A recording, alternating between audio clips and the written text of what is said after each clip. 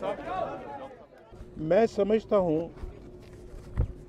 कि आइन और कानून की सरबुलंदी के हवाले से आज का दिन संग मील का दर्जा रखता है।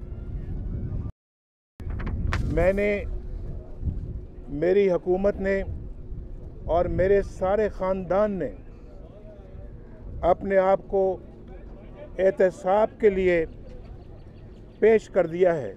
मैं आज यहाँ पेश हुआ हूँ सिर्फ इसलिए कि वज़ीर आज़म समेत हम सब आइन और कानून के सामने जवाबदेह हैं। आइन अवाम की हुक्मरानी का नाम है। मैं वाज़े कर दूं कि अब हम तारीख़ का पहिया पीछे की तरफ नहीं मोड़ने देंगे। वो ज़माने गए जब सब कुछ पर्दों के पीछे छुपा रहता था।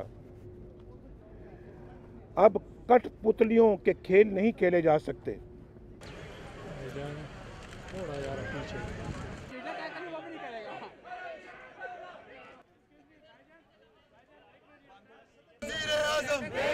वज़ीर आज़म